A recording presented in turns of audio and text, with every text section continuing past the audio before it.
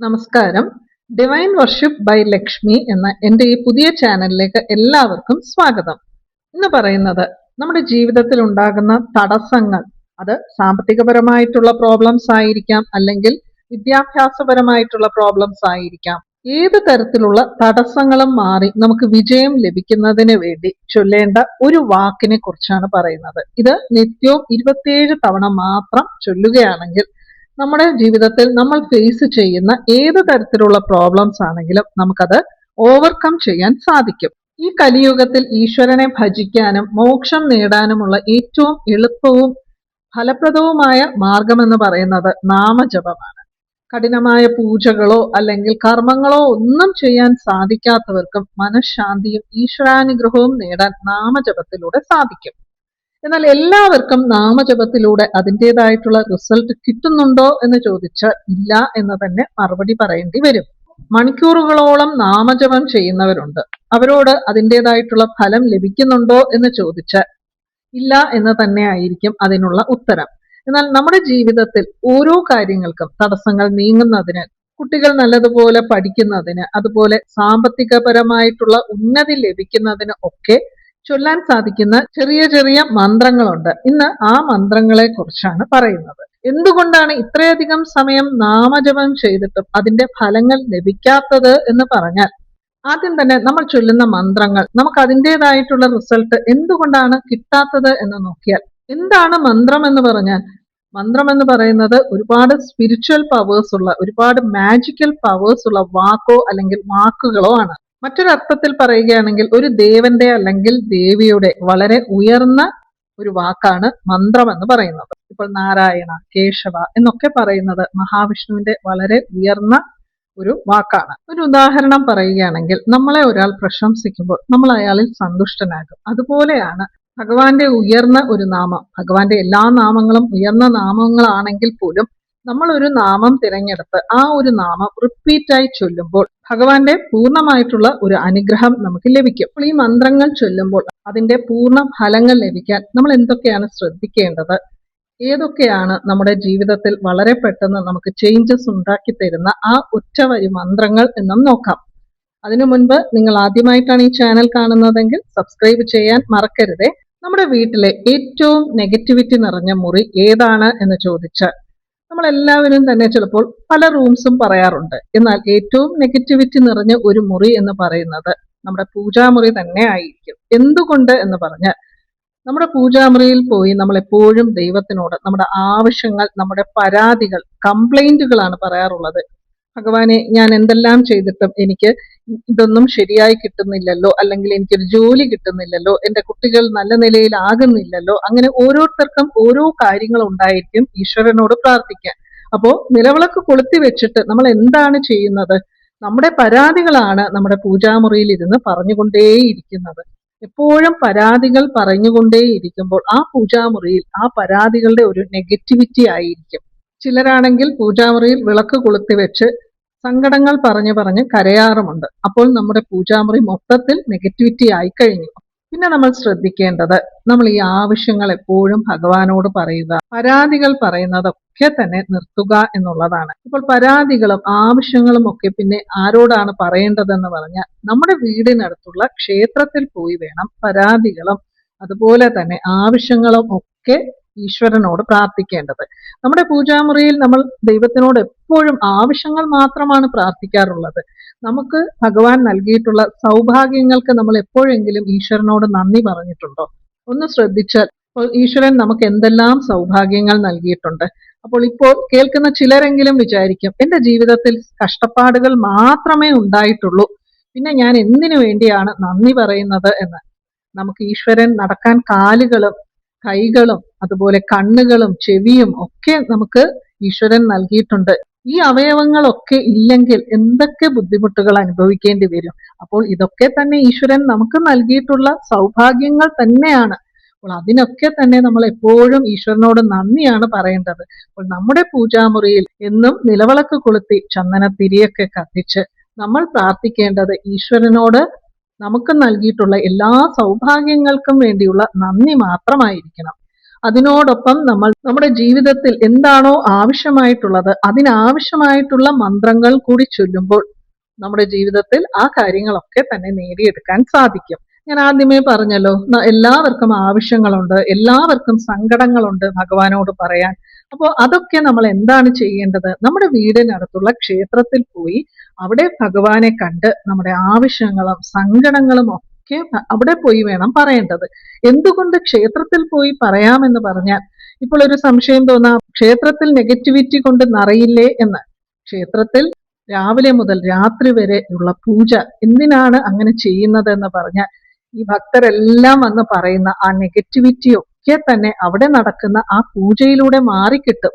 നമുക്ക് നമ്മുടെ വീട്ടിൽ ആ രീതിയിലുള്ള പൂജകൾ, നമ്മൾ തന്നെ പറയുന്ന ആ നെഗറ്റിവിറ്റിയൊക്കെ മാറുന്ന രീതിയിലുള്ള പൂജകളൊന്നും നമുക്ക് ചെയ്യാൻ സാധിക്കില്ല. എന്നാൽ ക്ഷേത്രത്തിൽ ഓരോരോ പൂജകൾ കഴിയുമ്പോഴും അതാത് നെഗറ്റിവിറ്റി അപ്പോൾ തന്നെ അവിടെ നിന്നും മാറും. അതുകൊണ്ടാണ് ഏതൊരു ആവശ്യമാണെങ്കിലും ഏതൊരു സങ്കടമാണെങ്കിലും ക്ഷേത്രത്തിൽ പോയി ഭഗവാനോട് പ്രാർത്ഥിച്ചിട്ട് തിരിച്ചു വരിക. നമ്മുടെ വീട്ടിൽ നമ്മൾ എന്താണ് ചെയ്യേണ്ടത്? നിത്യവും നിലവിളക്ക് കൊളുത്തി എപ്പോഴും നമ്മുടെ പൂജാമുറിയും നമ്മുടെ വീടും സുഗന്ധപൂരിതമായിരിക്കണം. അതിനുവേണ്ടി നമുക്ക് നല്ല മുല്ലപ്പൂക്കൾ മഹാലക്ഷ്മിയുടെ ഫോട്ടോയിൽ ഇടാവുന്നതാണ്. ഏത് ദൈവത്തിന്റെ ഫോട്ടോ ആണ് നമ്മുടെ വീട്ടിലുള്ളതെങ്കിലും നല്ല മണമുള്ള പൂക്കൾ ഇടാൻ ശ്രദ്ധിക്കുക. എല്ലാ ദിവസവും മുല്ലപ്പൂക്കൾ കിട്ടില്ല എന്നുണ്ടെങ്കിൽ ആഴ്ചയിൽ ഒരു ദിവസമെങ്കിലും ഇടാവുന്നതാണ്. പിന്നെ നമുക്ക് പച്ചക്കർപ്പൂരം, ജവ്വാത്, അങ്ങനെയുള്ള മണമുള്ള വസ്തുക്കളൊക്കെ പൂജാമുറിയിൽ ഉപയോഗിക്കാൻ ശ്രദ്ധിക്കുക. സാമ്പ്രാണി പുകയ്ക്കുക, ദശാംഗം പുകയ്ക്കുക. ഈ വഴിയിലൂടെ നമ്മുടെ വീട്ടിലുള്ള നെഗറ്റിവിറ്റിയും മാറും, അതുപോലെ നമ്മുടെ വീട്ടിൽ എപ്പോഴും നല്ല ഒരു സുഗന്ധവും ഉണ്ടായിരിക്കും.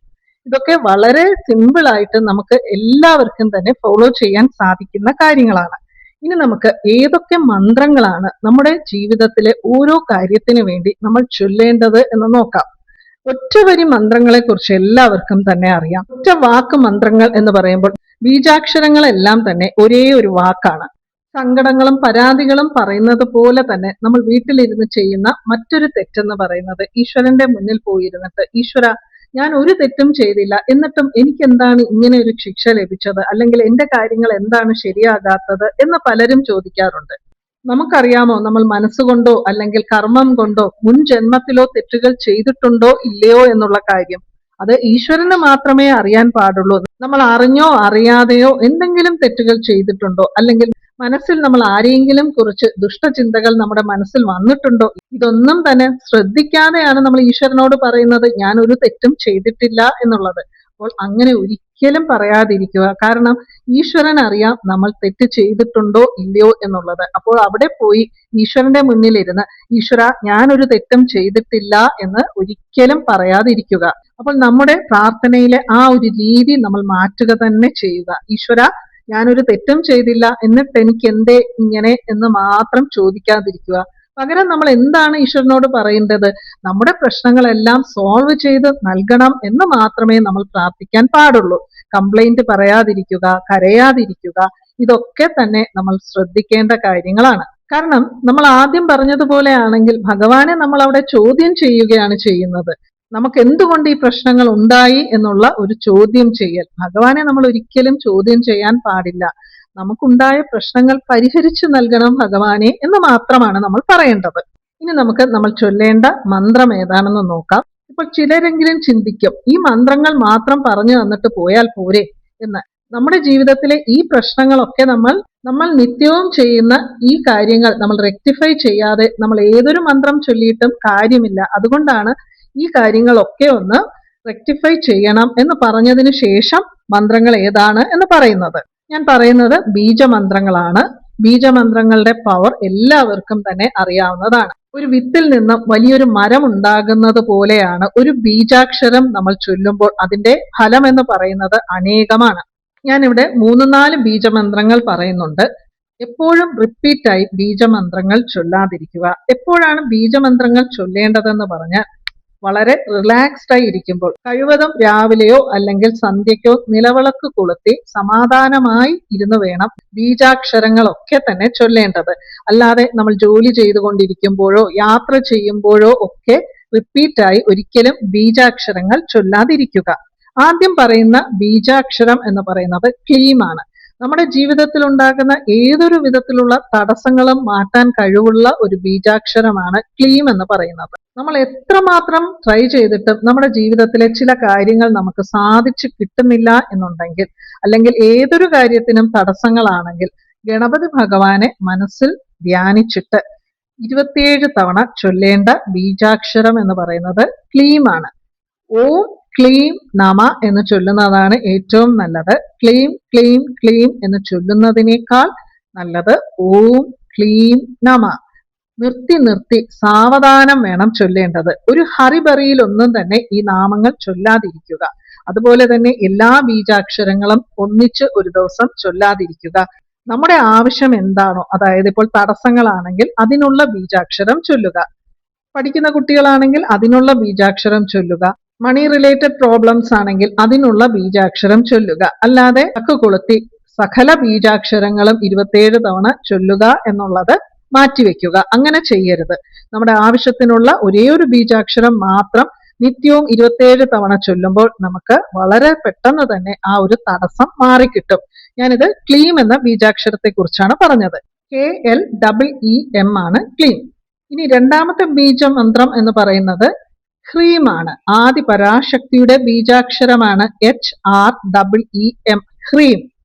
ആദി പരാശക്തിയെ മനസ്സിൽ ധ്യാനിച്ചുകൊണ്ടാണ് ഓം ഹ്രീം നമ എന്ന് 27 തവണ ചൊല്ലേണ്ടത്. ഇതെന്തിനു വേണ്ടിയാണ് ചെയ്യുന്നതെന്ന് പറഞ്ഞാൽ, ഏതൊരു തരത്തിലുള്ള പ്രോബ്ലംസും ഓവർകം ചെയ്യുന്നതിന്, ഏതൊരു തരത്തിലുള്ള സിറ്റുവേഷൻ ആണെങ്കിലും നമുക്ക് ആ ഒരു സിറ്റുവേഷൻ തരണം ചെയ്യുന്നതിന് വേണ്ടിയിട്ട് ഈ ഒരു നാമമാണ് നിത്യവും 27 തവണ ചൊല്ലേണ്ടത്.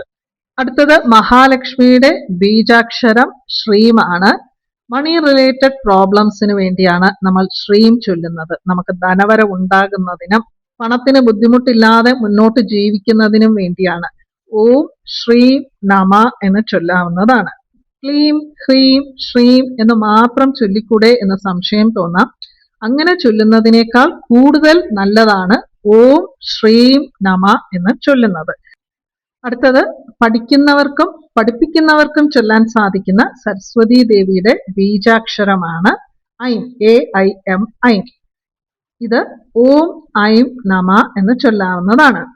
ഇനിയിപ്പോൾ പലർക്കും ഉള്ള സംശയം, ബീജാക്ഷരങ്ങൾ ഗുരു ഉപദേശം ഇല്ലാതെ ചൊല്ലാമോ എന്നുള്ളതാണ്. അപ്പോൾ ഞാൻ പറഞ്ഞ രീതിയിൽ നിങ്ങൾക്ക് ഗുരു ഉപദേശം ഇല്ലാതെ തന്നെ ചൊല്ലാവുന്നതാണ്. ഞാൻ പറഞ്ഞ കാര്യങ്ങൾ മാത്രം ഫോളോ ചെയ്താൽ മതി. 27 തവണ മാത്രം ചൊല്ലിയാൽ മതി. നിത്യവും കണ്ടിന്യൂസ് ആയി ചൊല്ലുകയും വേണം. അശുദ്ധി ഉള്ളപ്പോൾ ചൊല്ലാൻ പാടില്ല, ശുദ്ധിയോടുകൂടി വേണം ചൊല്ലേണ്ടത്. അശുദ്ധി എന്ന് പറയുമ്പോൾ പീരിയഡ്സ് മാത്രമല്ല, കുലവാലായ്മ, നോൺ വെജ് ഭക്ഷണങ്ങൾ കഴിച്ചിട്ടും ബീജാക്ഷരങ്ങൾ ചൊല്ലാതിരിക്കുക. രാവിലെ നിലവിളക്ക് കൊളുത്തി 27 തവണ ചൊല്ലുക. അപ്പോൾ 4 ബീജാക്ഷരങ്ങൾ പറഞ്ഞു. ഈ 4ഉം ഒന്നിച്ച് ചൊല്ലാതിരിക്കുക. ഏതെങ്കിലും ഒരെണ്ണം മാത്രം കണ്ടിന്യൂസ് ആയി ചൊല്ലുക. കാരണം പലരും ചിന്തിക്കുന്നത് എല്ലാ പ്രശ്നങ്ങളും നമുക്കുണ്ട്, അതുകൊണ്ട് എല്ലാ പ്രശ്നങ്ങൾക്കും വേണ്ടി എല്ലാ ബീജാക്ഷരങ്ങളും ചൊല്ലാം എന്നായിരിക്കും. ഒരിക്കലും അങ്ങനെ ചെയ്യാതിരിക്കുക. എല്ലാവർക്കും ഈ വീഡിയോ ഇഷ്ടപ്പെട്ടു എന്ന് വിശ്വസിക്കുന്നു. വീണ്ടും മറ്റൊരു വീഡിയോയുമായി കാണാം. നന്ദി, നമസ്കാരം.